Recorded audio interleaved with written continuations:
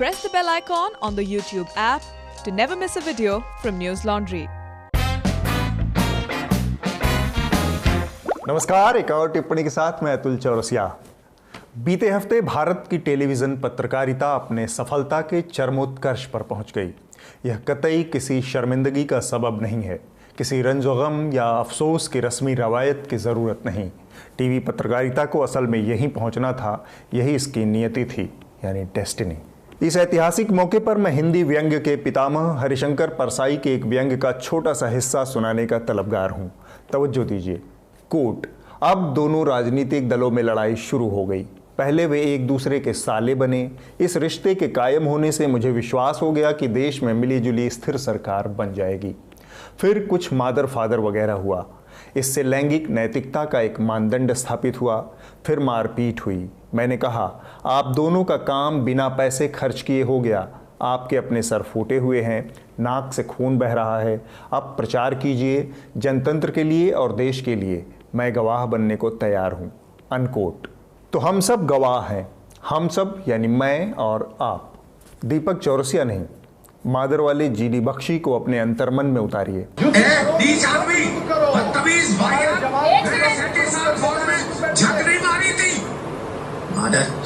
और यह वीडियो समर्पित भाव से ग्रहण कीजिए। शांत कराइए, ये लगातार कौवे की तरह बोले जा रहे हैं। आराम से शांति से जरा सुन लीजिए दूसरों को। कुरान शरीफ पे दूसरों को सुअर की तरह समझा रहा हूं। अरे लो, सुअर तुम्हारी शक्ल में है दोस्त, सुअर तो तुम्हारी शक्ल है। मुझे कुछ कहने की जरूरत, सुअर की तरह है तुम्हारी शक्ल। शब्दों की मर्यादा की बात करती है। इलियास तुम्हारी शक्ल जो है, तुम्हारे माँ बाप की शक्ल सुअर जैसी है। सुअर की ही कोख से पैदा हुए दिखाई देते हो। सुअर की कोख से पैदा हुए महासुअर, ये आपकी पहचान है। शब्दों की मर्यादा प्लीज। तुम्हारी पहचान कुत्ते की पहचान है। तो देखो, इनको सुन लो। सुअर की पहचान। अरे मिल जाओगे बेटा, जितना जूता मारूंगा तबीयत तुम्हारी सही हो जाएगी, इसी लायक हो। किसी दिन मेरे हाथ लग गए ना तो तुम्हारा सुअर, तुमको इतना कूटूंगा सुअर से गाय हो जाओगे। इतना कूटूंगा ना कि सुअर से गाय हो जाओगे। जिस दिन मेरे हाथ लग गए, इतने जूते मारूंगा कि तुम एकदम सुअर से गाय हो जाओगे। खैर, सुअर के बच्चे दुनिया की सबसे खूबसूरत रचनाओं में से एक हैं और ईश्वर की तमाम रचनाओं में ऊंच नीच करने का किसी को अधिकार नहीं है। लेकिन इंसान तो ठहरा इंसान, और अगर वह नेता भी हो तो बात बस करेले का नीम अभियान समझ लीजिए। दीपक चौरसिया या उस पीढ़ी के वो तमाम पत्रकार जो टीवी पत्रकारिता की इस सदगति के लिए जिम्मेदार हैं, उनसे कुछ कड़े सवाल करने का वक्त है। इनके दोहरे चरित्र पर बात होनी चाहिए। हालात यहाँ तक बिगड़े हैं तो एकदम से नहीं बिगड़े हैं। साल दर साल इन पत्रकारों ने धकिया कर उसे यहाँ तक पहुँचाया है। पहले गिलास तोड़े गए, फिर पानी फेंका गया था, फिर कुर्सियाँ उछली थी, फिर तू तड़ाक हुई थी, तब जाकर बात मादर फादर तक पहुँची थी। यानी बार बार संकेत दिए गए थे। सुधरने का लंबा वक्त था, लेकिन उन्हें न तो सुधरना था न वो सुधरे। बीते 20 साल से जिस दीपक चौरसिया को आप टेलीविजन के पर्दे पर देख रहे हैं, उनके दोहरे चरित्र को समझ लीजिए। सभा सेमिनारों में इनकी आदर्शवादी भाषा और टीवी स्टूडियो में इनके खटकरम के बीच मौजूद दोहरेपन की भारी भरकम खाई को समझने के लिए हमने अतीत के कुछ वीडियो खंगाले हैं, खास आपके लिए। 2013 में एक पीएम ने कोई सवाल किया था तो इन्होंने दो टूक जवाब दिया था। प्रधानमंत्री ने ठीक यही सवाल किया था निक्कू, जो आपने किया था कि सोशल रिस्पॉन्सिबिलिटी या रिस्पॉन्सिबिलिटी कौन तय करेगा, ये हम तय करेंगे या आप तय करेंगे।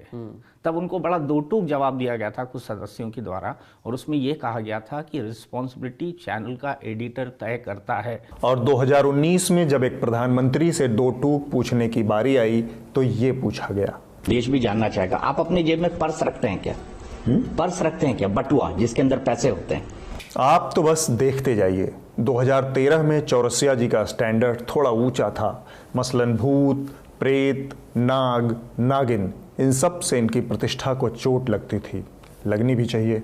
टेलीविजन न्यूज़ का हिंदी में कम से कम ऐसा दौर आया था जहां सांप, बिच्छू, भीत, भूत, प्रेत सब घूमने लगे थे टेलीविजन पर। मैं उसको डिनाई नहीं करूंगा, लेकिन ये भी साफ करना चाहता हूं कि मैं कभी उसका पार्ट नहीं रहा था। मैंने कभी ऐसे शोज नहीं किए थे बहुत कॉन्शियसली, और ना ही कभी ऐसी स्टोरीज कवर की थी। और 2019 में आप किस कीचड़ में लौट रहे थे? नमस्कार, मैं हूं दीपक चौरसिया। पहले भी आपके सामने हाजिर हो चुका हूं और आपको ये बता चुका हूं कि आखिर मैं इन कपड़ों में क्यों हूं। मैं समझने की कोशिश कर रहा हूं कि चांद पर जब पहला आदमी बस्ती बनाने के लिए उतरेगा तो कैसा माहौल होगा, और इसीलिए मैं आपको इस गेटअप में दिखाई दे रहा हूं। ऐसा नहीं है कि इनका पतन 2019 में हुआ है, कुछ और भी देख लीजिए। पूरा देश तो ये जानता है कि राखी इस देश को बिगाड़ रही है। अरे तुम्हारा कब से तुम्हारी एक ही टेप चल रही है। गणेश चतुर्थी के दिन टाटू बनवा के घूम रही है। ये टैटू है जो मेरा है वो सालों से है, ये अभी निकालने से भी नहीं निकलेगा। हाँ, ये वाला विशुद्ध 2014 के बाद हुआ सन्निपात है। सांप्रदायिक सौहार्द पर श्रीमान जी के ऊंचे विचार सुनिए। उसके ऊपर आपके ऊपर इतना प्रेशर कि आपको अपनी सोशल रिस्पॉन्सिबिलिटीज़ का ध्यान में रखना है, आपको ये देखना है कि आप अनबायस्ड हैं, आपको ये देखना है कि आप अपनी खबर से या अपने संदेश से समाज के किसी सेक्शन का दिल नहीं दुखा रहे। और 2019 में श्रीमान के श्रीमुख से उद्गार सुनिए। मैं सेक्युलर नहीं हूं, आप मुझे कम्युनल बोल दे, मैं सेक्युलर नहीं हूं, पर मैं आपको सेक्युलर गैंग बता रहा हूं देश का, जो हर विषय पे बोलता है। अल्लाह का इस्लाम ये भी नहीं कहता कि 10 साल की बच्ची का बलात्कार करके उसको गर्भवती कर दिया जाए। अल्लाह का इस्लाम ये भी नहीं कहता कि किसी दलित को उसके घर से निकाल दिया जाए। मुल्ला का इस्लाम मेवात में क्यों चल रहा है, मौलाना साहब बताइए। इतना सब कुछ दिखाने के बाद मेरे और आपके हाथ क्या लगा? कुछ भी नहीं, क्योंकि महोदय ने बहुत चौड़े से बोल दिया था। अगर आप एक खबर को डिफरेंट पर्सपेक्टिव से कर रहे हैं तो मुझे उसमें कोई बुराई नजर नहीं आती। आमिर खान कभी विलेन भी बनता है, कभी कैरेक्टर आर्टिस्ट भी बनता है, कभी हीरो भी बनता है, कभी पिटाई भी करता है, तो मुझे नहीं लगता कि उससे मेरी क्रेडिबिलिटी या मेरी किसी भी चीज़ पे फर्क पड़ा। और आप यह दरअसल आपके यानी दर्शक, पाठक और श्रोताओं की सोच समझ, उनके विवेक के मुंह पर तमाचा है। खैर, तब आप क्या करेंगे जब आपको इससे भी चौड़े से ये बोल दिया जाए? पत्रकार वो है जो दिखता है, लिखता है और बिकता है। यह हिपोक्रेसी यानी पाखंड हमारे देश की टीवी पत्रकारिता का संकट है। सुधीर चौधरी, अमीश देवगन, अंजना ओम कश्यप, श्वेता सिंह, रूबिका लियाकत, सुमित अवस्थी, किशोर राजवानी, एक लंबी फहरिस्त है ऐसे पत्रकारों की। पत्रकारिता में एक रेखा खींचनी पड़ती है। किसी प्रोग्राम की अच्छी टीआरपी अच्छी पत्रकारिता का सर्टिफिकेट नहीं होता, लेकिन इनके पास बस यही एक खोखला तर्क है। और आपको मैं एक बात बता दूं, उसकी हाईएस्ट व्यूअरशिप थी उन दोनों इंटरव्यूज की। किसी भी दिए गए वक्त में एक न्यूज़ शो की लोकप्रियता हमेशा बिग बॉस में होने वाली उठापटक या किसी म्यूजिक कॉन्टेस्ट से हमेशा अधिक होगी। पॉर्न और न्यूज़ में चुनना हो तो संभव है ज़्यादातर लोग पॉर्न देखना पसंद करें। मनोरंजन का अपना एक स्थान है। कोई भी व्यक्ति हर समय केवल खबरें नहीं देख सकता। हम सब एंटरटेनमेंट चैनल देखते हैं, लेकिन खबर खबर है। पत्रकारिता में जो बिकता है वही दिखता है वाला फार्मूला लागू नहीं होता। दुर्भाग्य है कि ऐसी सोच वाले एंकराओं की टीवी पत्रकारिता में पौबारा है। मेरी आपसे अपील है कि इस वीडियो को 5, 10 या 15 लोगों तक ज़रूर भेजें। खबरों के नाम पर लंबे समय से की जा रही इस बेईमानी को ज़्यादा से ज़्यादा लोगों के सामने उजागर करने का वक्त है। दीपक चौरसिया या सुधीर चौधरी जैसे टीवी एंकर पत्रकारिता को जितना गर्त में पहुंचाना था पहुंचा चुके हैं। भाजपा के एक बड़े नेता हैं शिवराज सिंह चौहान। बीते दिनों कोरोना से पीड़ित हो गए। ईश्वर उन्हें शीघ्र स्वस्थ करे। उन्होंने कोरोना से निपटने का संदेश अस्पताल के बेड से ही जारी किया है। कोरोना से डरने की जरूरत नहीं है। लक्षण प्रकट होते ही तत्काल हम अपना टेस्ट करवा लें और बिना छुपाए हम तत्काल इलाज शुरू कर दें तो कोरोना पर विजय निश्चित रूप से मिलेगी। लेकिन आतंकवाद के मामलों में जमानत याफ्ता भाजपा की भोपालवासी नेता तो मानो शिवराज जी की सलाह को पानी पिलाने पर आमादा हैं। ये जो हनुमान चालीसा का पाठ है, आध्यात्मिक पूजा पाठ करने से, हनुमान चालीसा का पाठ करने से निश्चित रूप से हम दोनों ही प्रकार के लाभ पा सकते हैं और कोरोना से मुक्ति मिलेगी। लगता नहीं कि भाजपा में कोई भी शिवराज जी की अस्पताल वाली सलाह मानने को तैयार है। मेरी सलाह है कि इस वाले इलाज को भारत सरकार इस साल के चिकित्सा विज्ञान के नोबेल पुरस्कार के लिए नामित करे। इसमें पुरस्कार जीतने की हर मुमकिन संभावना है। पापड़ के पापड़ और कोरोना के मुंह पे झापड़। एक आत्मनिर्भर भारत अभियान के तहत भाभी जी पापड़ नाम से एक पापड़ निर्माता ने एक ऐसा ब्रांड निकाला है जिससे कोरोना वायरस से लड़ने के लिए जो एंटीबॉडी डेवलप होने के लिए जो साधन है, खाने के माध्यम से बॉडी में जाएंगे और कोरोना वायरस की लड़ाई में ये पापड़ मददगार साबित होगा। और ये वाला इलाज थोड़ा पुराना है, लेकिन हमारे दक्षिण मार्गी साथियों में खासा लोकप्रिय है। अब आपको 4 महीना पहले थोड़ा फ्लैशबैक में लिए चलता हूँ। याद कीजिए कैसे कैसे सूरमा पैदा हो गए थे। कोरोना से लड़ने के एक से बढ़कर एक पुड़िया बांट रहे थे। उन योद्धाओं को भारत भूल चुका है। हमने सोचा थोड़ा याद दिला दें।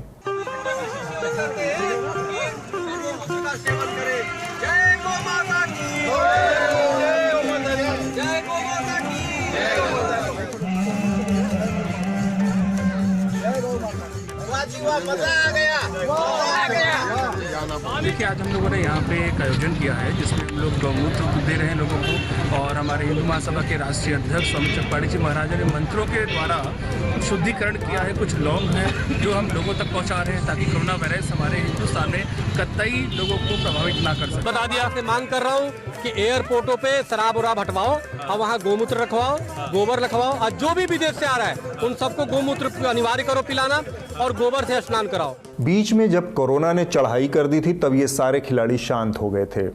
अब ये फिर से कुलबुलाने लगे हैं। याद रहे, यही वो सूरमा हैं जो समस्त ब्रह्मांड में आर्यावर्त को विश्वगुरु बनाएंगे। इन्हीं से हमारी सुबह है, इन्हीं से शाम। जय श्री राम, जय श्री राम। भारत सरकार ने टिकटॉक बैन कर दिया तो जनता क्या करे? जनता बोर ना हो जाए, इसका ख्याल खबरिया चैनल के एंकराओं ने रखा।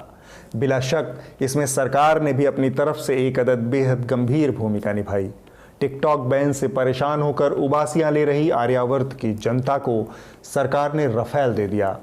इसके बाद सारा जिम्मा खबरिया चैनलों ने अपने कंधे पर उठा लिया। आगे आगे बहन चित्रा त्रिपाठी चली, पीछे पीछे पूरी जमात जनवासे वाली चाल से चला। हिंदुस्तान में राफेल विमान आने में अभी कम से कम 36 घंटे का वक्त बाकी है, लेकिन इस वक्त मैं मौजूद हूँ एक वर्चुअल राफेल विमान में। जहाँ पर इस वक्त मैं मौजूद हूँ राफेल के कॉकपिट में, यहाँ पर बैठ के एक अलग ही ताकत का अंदाजा होता है। जब इसके कॉकपिट में आप बैठे हो ना तो आपको लगता है कि दुनिया आपकी मुट्ठी में है। तो समझ लीजिए, जी हाँ, ये हवाई लड़ाका जो कि जरूरत पड़ने पर कुछ इस तरह से अंबाला एयरबेस से आसमान का सीना चीर कर उड़ेगा। मौका मिले तो ये एंकराएं भारतीय वायुसेना से संबंधित फिल्मों में अच्छा अभिनय कर सकते हैं। एक जमाना हुआ करता था जब पत्रकार पहले खबरों की तथ्यों के साथ पुष्टि करते थे, तब खबरें लिखते थे। अब एंकराओं का दौर है।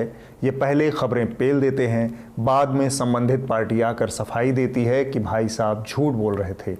गंगा अब गंगा सागर से गंगोत्री की तरफ उल्टी बह रही है। ये वाला मामला आपको याद है? काले धन पर रोक के लिए लाए जा रहे 2000 रुपए के करेंसी नोट को बनाने के लिए state of the art nano technology का इस्तेमाल होगा। ये एक नई बात होगी। अगर एक जगह पर बहुत सारे नोट एक साथ पड़े रहेंगे तो न सिर्फ जो क्या उसको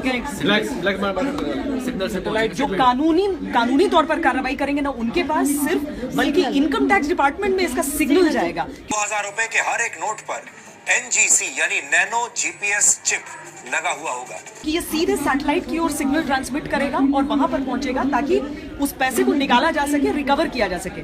बैंकों में रहेगा, उस सिग्नल का कोई मतलब नहीं है। और 120 मीटर नीचे मिट्टी के दबा होगा तो भी पता चल जाएगा कि यहाँ पर ये 2000 का इतने दिनों से ऐसे पड़ा हुआ है। NGC के काम करने के लिए किसी पावर सोर्स की जरूरत नहीं पड़ती। ये सिग्नल रिफ्लेक्टर की तरह काम करता है। इसका ताज़ा संस्करण खबरिया चैनलों के रणबांकुरों ने पेश किया है।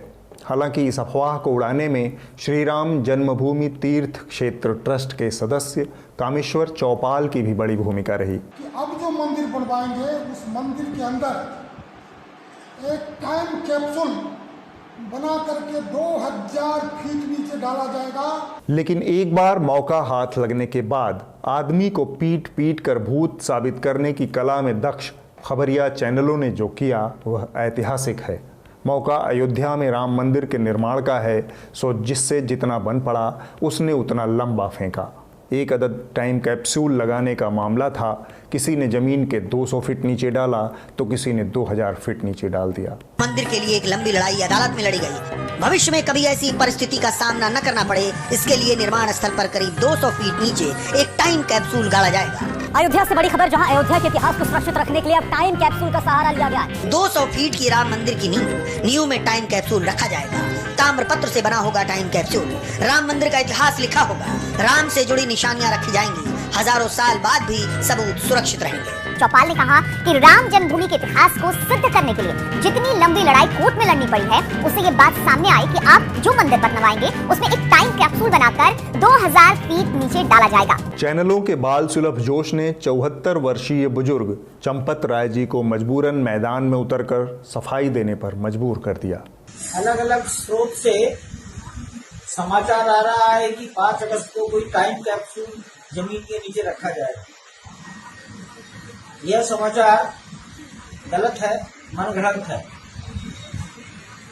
मैं सबसे आग्रह करूंगा कि राम जन्मभूमि तीर्थ क्षेत्र ट्रस्ट की ओर से जब कोई अधिकृत वक्तव्य जाए उसी को आप सही माने।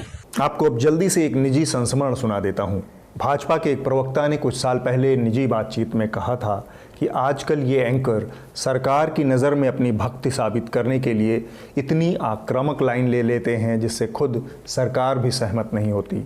कुछ साल बाद बात उससे भी काफ़ी आगे बढ़ चुकी है। 6 साल में हालत ये हो गई है कि अब जनता चाहे जो सोचे, लेकिन सत्ताधारी पार्टी के प्रवक्ताओं और नेताओं की नज़र में ज़्यादातर एंकराओं की कोई इज्जत नहीं रह गई है। उन्हें यह पता है कि वे शो में रहें न रहें, एंकर उनका काम स्वयं कर देंगे। इसी का नतीजा है कभी 2000 के नोट में नैनो चिप तो कभी 2000 फीट नीचे टाइम कैप्सूल, क्योंकि खबर से ज़्यादा स्वामी भक्ति उनकी सरकार के प्रति है। और अब वक्त है इस हफ्ते की रिपोर्ट का। जो कही जा रही थी बातें कि अंदर में भी सोशल डिस्टेंसिंग का ख्याल रखा जाएगा। ट्रेनें तो खुल दी हैं, लेकिन कैसे स्टेशन पर thousands of the migrants workers in different groups walking. इस हफ्ते की रिपोर्ट thequinthindy.com पर आई है। इसमें किसी रिपोर्टर का नाम नहीं है, लेकिन कहानी दिलचस्प और ज़रूरी है। यह उस बहस को आगे बढ़ाती है कि 65 साल से ज़्यादा उम्र वाले फिल्मी कलाकारों को काम करना चाहिए या नहीं। यह जानना दिलचस्प है कि 65 साल से ज़्यादा उम्र वाले तमाम अभिनेता अभिनेत्रियां इस बारे में क्या सोचते हैं। अब ये जो रूल है, ये लक्ष्मण रेखा थोड़ी वाहियात सी है। ये फैसला एकदम एक तरफा है। मुझे नहीं तो क्या पुराने कामों से भी हटाया जा रहा है।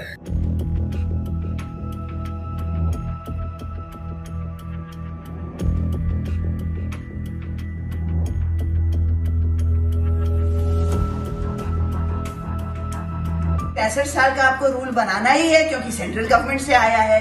तो भैया हमारे नेता लद्दाख क्यों जा रहे हैं? ऑर्गेनाइजेशनल लेवल पर कितने सारी फिल्में, कितने सारे सीरियल्स, कितने रुके हुए हैं।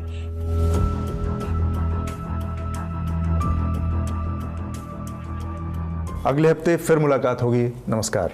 उम्मीद है आपको हमारा यह शो पसंद आया होगा। हमारे YouTube चैनल को सब्सक्राइब कीजिए, ज़्यादा से ज़्यादा लोगों तक पहुंचाइए। इसके अलावा newslaundry.com को ज़रूर सब्सक्राइब कीजिए, क्योंकि यह सब्सक्रिप्शन बेस्ड मॉडल है, आपके सहारे से चलने वाला मीडिया है।